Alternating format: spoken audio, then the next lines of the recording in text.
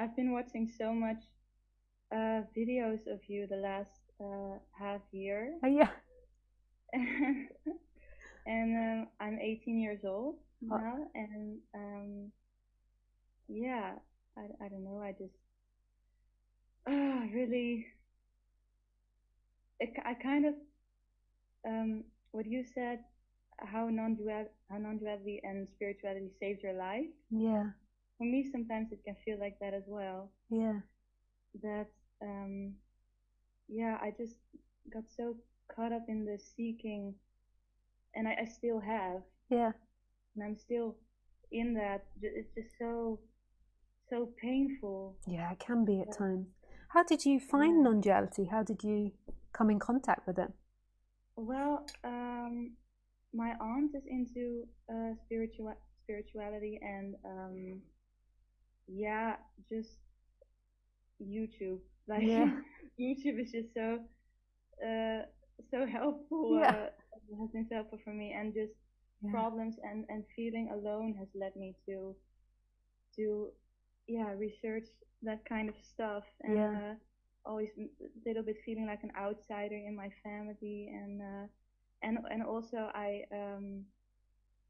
love acting and singing, Oh yeah. so I can find a lot of um,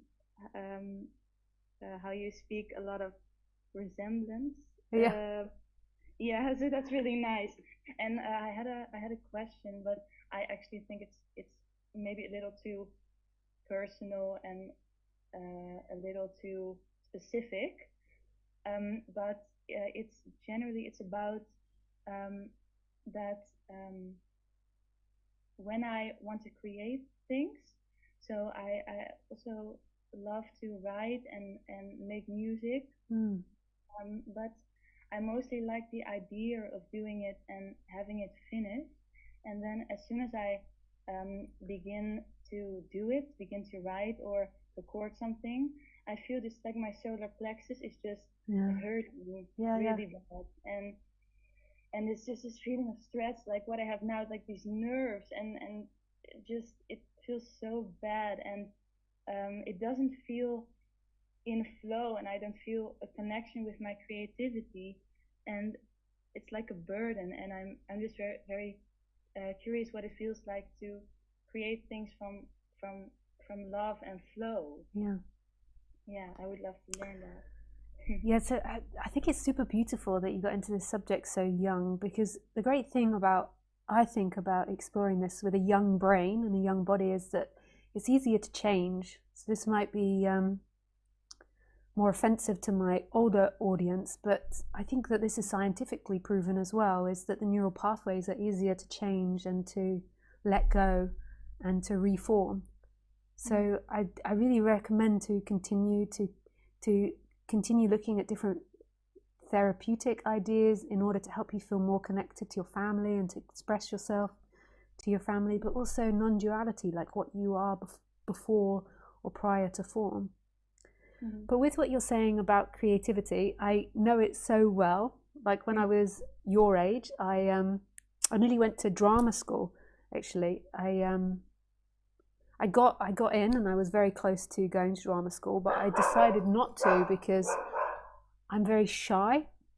I'm still quite a shy person. I'm not like a real extrovert. It seems like it when I do these talks, but if you actually meet me in person, the idea of going to audition like most days of my life, because that's what you're kind of doing, um, you have to audition so much before you get a job. Mm-hmm.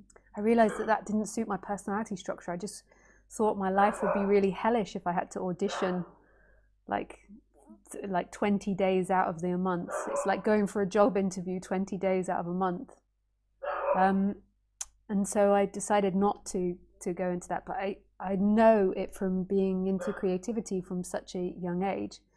If it's your solar plexus that's helping, which is really amazing that you've defined that you're in touch with your body and you know where the pain is, then it's more than likely that when you're going to create, you're simultaneously having feelings.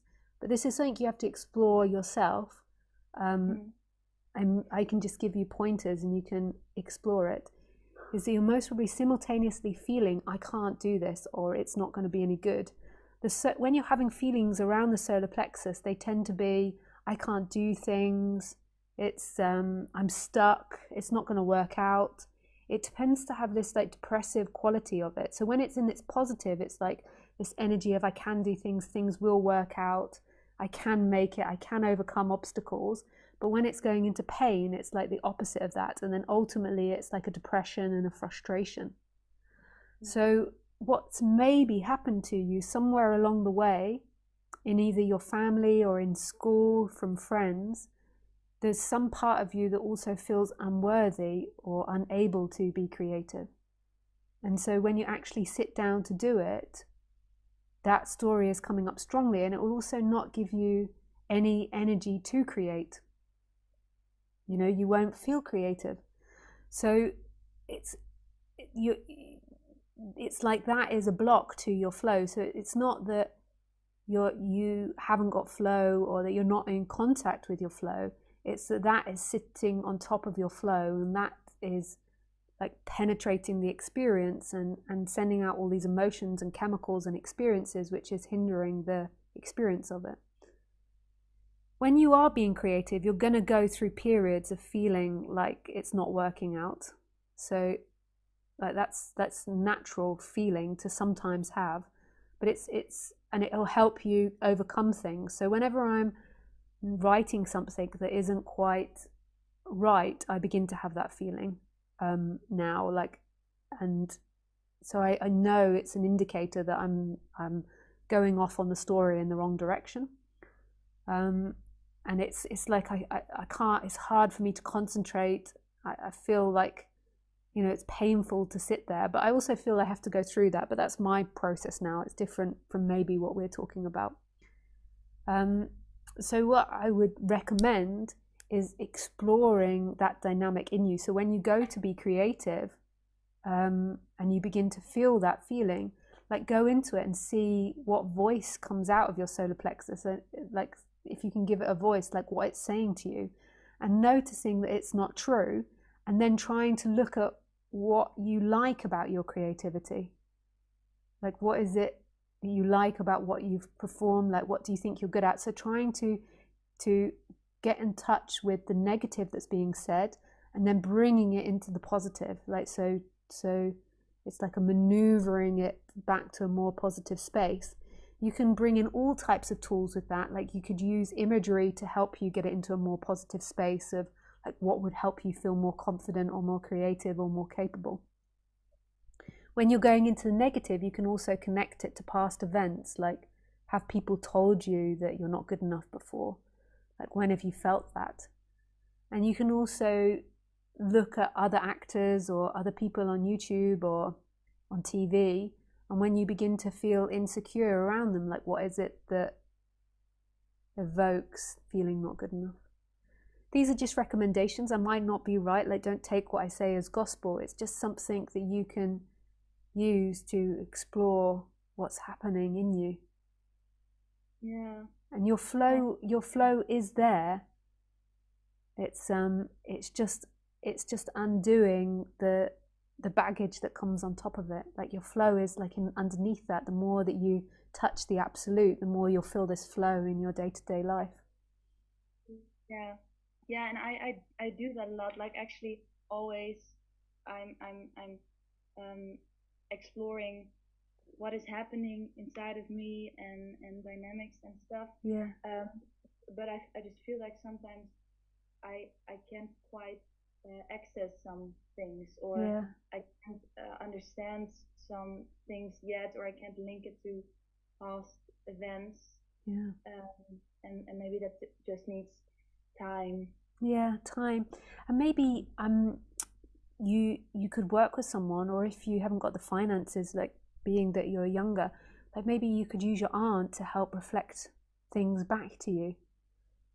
Like your aunt might have some insight into why these things come up, or maybe friends, if you've got friends that are into this subject.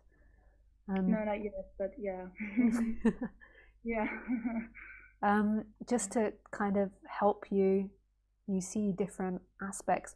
But it's important to also use the other aspect of turning it eventually to the positive.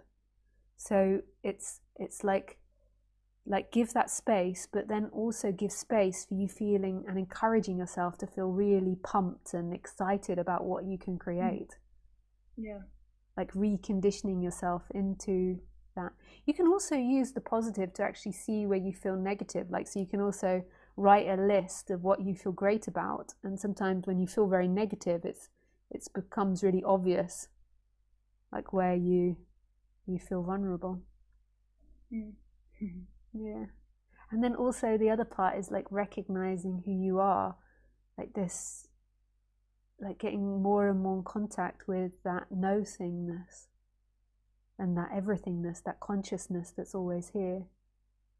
Because when you access, like the other way around is like as you access that, like you can slide into that more, which is not quite great language for it, but it's like there is like a pathway that leads you more to your flow. Yeah, and it's definitely the unworthy thing, I think, because even when I'm talking to you, there's like some thoughts pop up that I'm less, or that I'm too young to speak about this, or that kind of stuff, and that happens a lot. So it's definitely but on the positive, like that is like such a milestone that you can perceive that. So you might not be able to perceive it because you're kind of watching through that character, but you know, how many 18-year-olds on this planet have that level of self-awareness? Yeah, like it's really really cool. So on the positive side, it's like yeah, that's painful, and feeling that low self-worth, which I think that most humans have, even if they don't appear like it. I think they have it hidden underneath. But so that, like, the fact that you can perceive it is really something special, and it will transform. It just seemingly takes time. Yeah. Thank you. Yeah, thank you. Really lovely. Did I say your name right now? Yeah. Yes. Nice. Yeah. Yeah, thank you. Yeah, thank you so much for calling, and really lovely to speak with you. Yes. Bye. Bye.